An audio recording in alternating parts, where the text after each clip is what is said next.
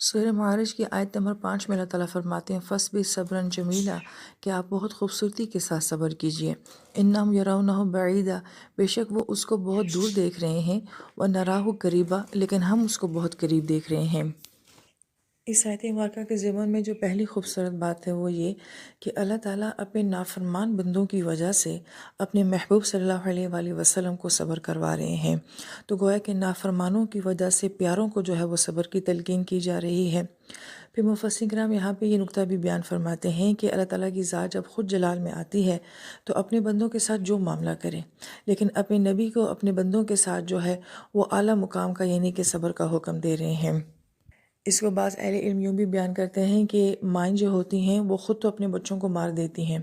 لیکن وہ کسی دوسرے کو مارنے نہیں دیتی ہیں۔ یہی معاملہ اللہ پاک کی ذات کا اپنے بندوں کے ساتھ ہے کہ اللہ تعالیٰ خود تو اپنے بندوں کے ساتھ جو معاملہ چاہیں وہ کر سکتے ہیں، لیکن اپنے اتنے پیارے نبی کو اپنے بندوں کے حق میں یہی کہہ رہے ہیں کہ نبی آپ ان کو برداشت کر لیں۔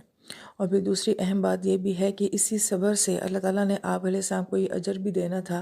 کہ انہی لوگوں میں سے بہت سارے لوگوں نے صحابی بننا تھا اور صحابیات بننا تھا۔ تو گویا کہ صبر کبھی ضائع نہیں جاتا، اور صبر کرنے کے اندر حکمت بھی یہی تھی کہ جن لوگوں کے نصیبوں میں ایمان ہے ان لوگوں کو موقع مل جائے کہ وہ لوگ ایمان میں داخل ہو جائیں۔ پھر نبی علیہ السلام کو جس صبر کرنے کا حکم دیا جا رہا ہے وہ صبر جمیل کا کیا جا رہا ہے۔ اور صبر جمیل کیا ہوتا ہے؟ مفسرین کرام یہ فرماتے ہیں کہ انسان کسی چیز کو برداشت کرے تو ایک وقار کے ساتھ، ایک شان کے ساتھ، ایک تحمل کے ساتھ برداشت کرے۔ ہم لوگوں کا صبر کیا ہوتا ہے کہ ہم لوگ کسی بات کو ایکچولی برداشت کر رہے ہوتے ہیں، صبر نہیں کر رہے ہوتے ہیں۔ یہی وجہ ہے کہ ہر 2 دن کے بعد ہمارا صبر ٹوٹ جاتا ہے، لیکن چونکہ ایکچولی وہ صبر نہیں ہوتا ہے، وہ برداشت ہوتی ہے، اس لیے اس آیت مبارکہ میں جو کہا جا رہا ہے کہ صبر کی اپنی ایک شان ہوتی ہے، اس کے اندر اپنا ایک وقار ہوتا ہے۔ اور پھر بعض مفسرین کرام نے اس بات کو یوں بھی بیان فرمایا ہے کہ صبر جمیل کیا ہوتا ہے، اس کو سمجھنا ہو تو یعقوب علیہ السلام کو دیکھا جائے کہ یعقوب علیہ السلام یہ جانتے ہیں کہ ان کے اپنے ہی بیٹوں نے ان کے بیٹے کو جو ہے وہ قتل کیا ہے یا کم سے کم کوئی نقصان ضرور پہنچایا ہے،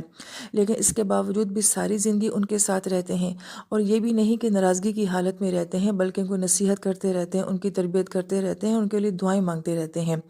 اپنی آنکھوں کے سامنے ہی اپنے بیٹے کے قاتلوں کو دیکھنا، یا پھر جس بیٹے کو جدائی دے دی گئی ہے اس جدائی دینے والوں کو برداشت کرنا جو ہے یہ صبر جمیل کی بہترین مثال ہے۔ تو آپ علیہ السلام کو یہ کہا جا رہا ہے کہ آپ کے آنکھوں کے سامنے یہ ہیں، آپ کے پڑوس میں یہ لوگ رہتے ہیں، جو رویہ یہ آپ کے ساتھ کرتے ہیں، تو صبر جمیل کیا ہے؟ پھر بھی ان کے حق میں دعا کرتے رہیں، ان کو آپ قرآن سناتے رہیں، ان کو آپ دعوت دیتے رہیں۔ اب اگر اس آیت مبارکہ کو ہم اپنی زندگی میں فٹ کر کے دیکھیں تو ہمیں بھی اپنے آس پاس بہت سارے ایسے لوگوں کے ساتھ رہنا پڑتا ہے جو ہمارے مزاج کے خلاف، ہماری سوچ کے خلاف ہوتے ہیں، لہٰذا ہم وہاں پہ کہتے ہیں کہ ہم صبر کر رہے ہیں، لیکن ہمارا صبر صبر جمیل نہیں ہوتا، کیونکہ ہم تو ان کے لیے دعائیں نہیں کرتے، پھر بھی اپنی ذات سے ان کو فائدہ نہیں پہنچا رہے ہوتے ہیں۔ یہی وجہ ہے کہ ہمارا صبر جو ہے وہ بہت جلدی ٹوٹ جاتا ہے۔ پھر آیت مبارکہ میں جو کہا گیا ہے کہ وہ اس کو بہت دور دیکھ رہے ہیں اور ہم اس کو بہت نزدیک دیکھ رہے ہیں، بعض مفسرین کرام یہ فرماتے ہیں کہ یہاں پہ نبی علیہ السلام کو اشارہ دیا جا رہا تھا کہ آپ کا یہ سختی کا دور جو ہے یہ عنقریب ختم ہونے والا ہے، لہٰذا عنقریب آپ کے لیے آسانی آئیں گی، ہجرت ہوگی، اور پھر آپ کی فتوحات کا سلسلہ شروع ہو جائے گا۔ لہٰذا آپ علیہ السلام کو یا ایمان والوں کو ایسا لگ رہا ہے کہ یہ وقت شاید بہت مشکل ہے، لیکن آپ نہیں جانتے کہ شاید آسان وقت بہت نزدیک آ چکا ہے۔ لہٰذا اس آیت مبارکہ کے ضمن میں بعض اہل علم یہ نقطہ بیان کرتے ہیں کہ بعض اوقات انسان اپنی زندگی کے بہت مشکل سٹیج پہ کھڑا ہوا ہوتا ہے اور انتہائی مشکل وقت میں کھڑا ہوتا ہے، لہٰذا اس کو یہ نظر آ رہا ہوتا ہے کہ سامنے بہت زیادہ مشکلات ہیں اور یہ وقت بہت لمبا ہو چکا ہے، لیکن وہ یہ نہیں جانتا کہ اگلے قدم میں ہی جو ہے اس کے لیے بہت بڑی آسانی کھڑی ہے۔ بالکل یہ سمجھ لیجئے کہ صحرا میں انسان کھڑا ہو اور اس کو لگے کہ بس میں پیاس سے مر جاؤں گا، لیکن وہ نہیں جانتا کہ اس چٹان کے پیچھے جو ہے وہ پانی کی نہر بہہ رہی ہے۔ لہٰذا انسان اپنے حالات کو ایسے ہی دیکھتا ہے۔ یہی تصور جو ہے قرآن پیش کرتا ہے کہ رات جب بہت زیادہ کالی ہو جاتی ہے، بہت زیادہ گہری ہو جاتی ہے، تو اس کا مطلب ہوتا ہے کہ سورج کا نکلنا بہت قریب آ چکا ہے۔ لہٰذا انسان یہ سمجھتا ہے کہ یہ سب کچھ بہت مشکل ہے اور اچھے حالات بہت دور ہیں، لیکن اللہ کے ہاں اچھے حالات بہت نزدیک اور بہت قریب ہوتے ہیں۔ اور جو دوسرا معنی اس آیت مبارکہ کا بیان کیا جاتا ہے وہ یہ کہ یہ لوگ سمجھتے ہیں کہ قیامت بہت دور ہے، لیکن ہم تو اس کو بہت نزدیک دیکھ رہے ہیں۔ یہاں پہ مفسرین کرام یہ بات بھی بیان فرماتے ہیں کہ اللہ تعالیٰ کے ہاں تو ایک دن جو ہے وہ 1000 سال کا ہے، لہٰذا اللہ تعالیٰ نے جو دنیا بنائی ہے وہ تو چند دنوں کے لیے بنائی ہے، جیسے کہ ہم اپنی عام زبان میں کہتے بھی ہیں کہ دنیا 2 دن کی ہے، لہٰذا اللہ تعالیٰ کے ہاں تو یہ سارا سسٹم جو ہے وہ چند دنوں کا ہے، لیکن انسانوں کے ہاں کیا شمار ہوتا ہے کہ اتنی سردیاں گزر چکی ہیں اور نہ جانے ابھی کتنی صدیاں جو ہیں وہ باقی ہیں، لہٰذا ہمیں یہ معاملے بہت بڑے نظر آ رہے ہوتے ہیں، لیکن اللہ کے ہاں یہ معاملے بہت نزدیک ہوتے ہیں۔ اسی طریقے سے انسان اپنی زندگی کے بارے میں یہ سوچتا ہے کہ میں ابھی بچپن میں ہوں، میں جوان ہوں گا، پھر میں بوڑھا ہوں گا، 70-80 سال کی عمر ہوگی، پھر میں مروں گا، لہٰذا اس کو لگتا ہے کہ زندگی ابھی بہت ہے، مگر اللہ کے ہاں انسان کی زندگی جو ہے وہ چند لمحوں کی ہوتی ہے، عنقریب اس کی موت نے اس کے سامنے آنا ہوتا ہے۔ اور بعض اہل علم جو ہے ضمن میں بہت ہی خوبصورت نقطہ یہ بیان کرتے ہیں کہ یہاں پہ 2 پوائنٹ آف ویو بیان کیے گئے ہیں کہ وہ اس کو بہت دور دیکھ رہے ہیں اور ہم اس کو بہت نزدیک دیکھ رہے ہیں، تو گویا کہ ایک ہی چیز کو دیکھنے کے 2 مختلف معیار ہیں، ایک دور کا اور ایک نزدیک کا، اس لیے وہ یہ فرماتے ہیں کہ یہ سارا معاملہ جو ہوتا ہے وہ احساسات اور جذبات کا ہوتا ہے، یا کسی معاملے کو کس آنکھ سے دیکھا جا رہا ہے یہ اس پہ ڈیپینڈ کرتا ہے، لہذا جو انسان غافل نہیں ہے، جس کے اندر آخرت کا احساس بیدار ہے، وہ یہ سمجھتا ہے کہ میرا بچپن چلا گیا، میری جوانی بڑی تیزی کے ساتھ گزر رہی ہے، عنقریب میری موت کا وقت آنے والا ہے، لہٰذا اس کو یہ لگتا ہے کہ ہر آنے والا دن مجھے موت کے قریب کر رہا ہے، لیکن جو غافل انسان ہوتا ہے وہ اپنے آپ کو تسلیاں دیتا رہتا ہے کہ نہیں، ابھی تو جوانی ہے، ابھی تو عروج کا دور ہے، بعد میں توبہ کر لیں گے، کل معافی مانگ لیں گے، آخری عمر میں جا کے حج کر لیں گے، تو گویا کہ دونوں کے لیے معاملہ ایک ہی ہے، مگر ایک کا نظریہ اس کو بہت دور دکھا رہا ہے اور دوسرے کی سوچ اس کو وہ معاملہ بہت قریب دکھا رہی ہے۔ اس لیے اہل علم یہ فرماتے ہیں کہ یہ بہت خوبصورت آیت مبارکہ ہے کہ آپ کس معاملے کو کس پوائنٹ آف ویو سے دیکھتے ہیں، تو محض سوچنے کا اور دیکھنے کا اور محسوس کرنے کا انداز جو ہوتا ہے وہ کسی بھی معاملے کو کسی انسان کے لیے بہت مختلف کر دیتا ہے، جو چیز آپ کو جیسی لگ رہی ہوتی ہے اس سامنے والے کو بالکل ویسی نہیں لگ رہی ہوتی ہے، لہذا سارا فرق کس کا ہے کہ آپ کی سوچ کا فرق ہے، آپ کے محسوس کرنے کا فرق ہے۔ اس کے بعد آنے والی آیات میں اللہ تعالیٰ جو ہے وہ آخرت کا سارا سین بیان کر رہے ہیں، یوم تکون السماء کالمہل، جس دن آسمان جو ہے وہ تیل کی تلچھٹ کی طرح ہو جائے گا۔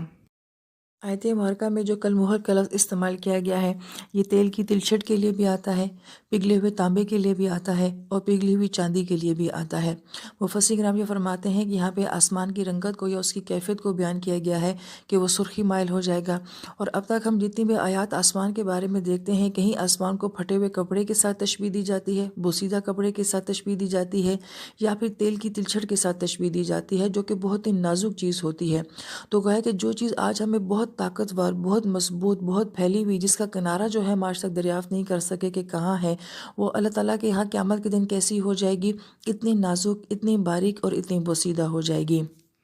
لہٰذا ہم اس کی حقیقت کے بارے میں تو کچھ نہیں جانتے، کیونکہ آخرت کے معاملے میں جو آیات بھی بیان کی جاتی ہیں متشابہات میں سے ہوتی ہیں، ان کی ایکچوئل کیفیت تو تبھی ہوگی جب انسان اس کو دیکھے گا، لہٰذا ابھی صرف سوچا جا سکتا ہے، حقیقی بات نہیں کی جا سکتی ہے۔ پھر اللہ تعالیٰ پہاڑوں کے بارے میں فرماتے ہیں وَتَكُونُ الْجِبَالُ كَالْعِهْنِ، اور پہاڑ رنگین روئیں کی طرح ہو جائیں گے۔ مفسرین کرام یہ فرماتے ہیں چونکہ دنیا میں بھی پہاڑوں کے رنگ جو ہے وہ مختلف ہوتے ہیں، اس لیے یہاں پہ جو ہے مختلف رنگوں کی روئیں کے ساتھ جو ہے وہ پہاڑوں کو مشابہ دی گئی ہے۔ پھر اللہ پاک فرماتے ہیں وَلَا يَسْأَلُ حَمِيمٌ حَمِيمًا، اس دن کوئی جگری دوست کسی دوسرے جگری دوست کے بارے میں نہیں پوچھے گا۔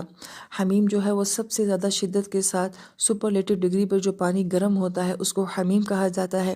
اور یہی لفظ جو ہے وہ گہری دوستی کے لیے بھی استعمال کیا جاتا ہے، اور اس کی وجہ کیا ہے کہ انسان اپنے گہرے دوست کے لیے جو ہے وہ گرم جذبات رکھتا ہے، تو اس کو حمیم سے جو ہے وہ تعبیر کیا گیا ہے۔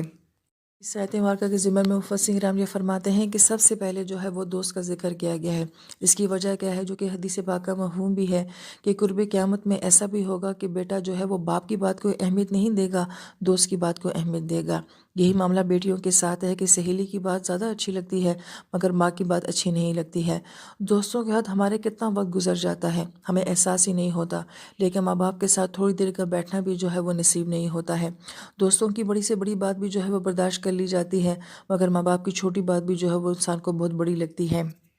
اس دور کے بچوں کی زبانوں سے ہم یہ سنتے ہیں، وہ یہ کہتے ہیں کہ ہمارے دوستوں کے ساتھ موڈ بہت اچھا ہوتا ہے، لیکن جب ہم گھر میں آتے ہیں تو ہمارا موڈ جو ہے وہ خراب ہو جاتا ہے۔ تو ایسی دوستیں جو کہ انسان کو غفلت میں ڈال دیتی ہیں، سب سے پہلے یہی دوستیاں ہوں گی جو آخرت میں چھوٹ جائیں گی۔ پھر اللہ تعالیٰ فرماتے ہیں یبصرونہم، اور وہ وہاں پہ ایک دوسرے کو دکھائی بھی جائیں گے، لیکن یود المجرم، مجرم یہ چاہے گا لو یفتدی من عذاب یومئذ ببنی، کہ اس دن وہ اپنے آپ کو عذاب سے بچانے کے لیے اپنے بیٹے کو فدیے میں دینا چاہے گا۔ آیت مبارکہ بہت ہی اہم ہے کہ اللہ پاک شروع میں کیا فرماتے ہیں یبصرونہم، وہ ایک دوسرے کو دیکھیں گے۔ ایسا نہیں ہوگا کہ انسان وہاں پہ اپنے دوست کو نہیں دیکھے گا، اپنے ماں باپ کو نہیں دیکھے گا، اور وہ کہے گا کہ ہاں اگر میرا دوست ہوتا تو شاید آج میرے کام آ جاتا، یا میرے ماں باپ مجھے آج بچا لیتے۔ بلکہ ایسا ہوگا کہ فیس ٹو فیس باپ بیٹے کے سامنے آئے گا، بیٹی ماں کے سامنے آئے گی، دوست دوست کے سامنے آئے گا، میاں بیوی بالکل ایک دوسرے کے روبرو آ جائیں گے، مگر اس کے باوجود جو ہے وہ ایک دوسرے سے بھاگیں گے۔ بلکہ بعض احادیث مبارکہ کا تو یہ مفہوم بھی سامنے آتا ہے کہ انسان جو ہے وہ کوشش کرے گا کہ میرا سامنا ہی نہ ہو، تاکہ کہیں ایسا نہ ہو کہ وہ مجھ سے آج کے دن کوئی نیکی مانگ لے۔ تو گویا کہ انسان وہاں پہ اپنے کسی قریبی رشتے کو دیکھے گا بھی تو اس سے بچنے کی کوشش کرے گا۔ مفسرین کرام یہ فرماتے ہیں کہ اللہ تعالیٰ اس سارے منظر کو قرآن پاک میں کیوں بیان فرما رہے ہیں؟ اس وجہ سے کہ اس دن میں جو انسان کو جسمانی اذیت محسوس کرنی ہوگی وہ تو ایک علیحدہ سے معاملہ ہے، لیکن اس دن انسان کو بہت سارے روحانی دکھ بھی اٹھانے پڑیں گے۔ بعض احادیث مبارکہ میں تو یہ مفہوم بھی بیان کیا جاتا ہے کہ انسان یہ تمنا کرے گا کہ میرے سامنے کوئی میرا اپنا آئے ہی نہ، کہیں ایسا نہ ہو کہ مجھے اپنا باپ نظر آ جائے، یا باپ یہ کہے گا کہیں ایسا نہ ہو کہ مجھے اپنا بیٹا نظر آ جائے اور آج کے دن وہ مجھ سے کسی نیکی کا سوال کر لے، لہٰذا ہم ایک دوسرے کو وہاں پہ فیس ہی نہیں کرنا چاہیں گے۔ اس سے بڑا روحانی دکھ وہاں پہ کیا ہوگا؟ بعض اہل علم بڑی پیاری بات یہ فرماتے ہیں کہ ہم دنیا میں دیکھتے ہیں کہ اگر ہمیں ہمارے بھائی چھوڑ جائیں، ماں باپ چھوڑ جائیں، یا شوہر چھوڑ جائے تو ہمیں کتنا دکھ ہوتا ہے۔ لہٰذا یہی منظر اگر وہاں پہ بھی سوچا جائے کہ اس مشکل وقت میں بھی جب یہ پیارے سارے رشتے ہمیں چھوڑ جائیں گے تو انسان کس قسم کی روحانی تکلیف میں ہوگا کہ ان کی خاطر میں سب کچھ کرتا رہا اور ان رشتوں کی خاطر میں اپنے رب کو ناراض کرتا رہا۔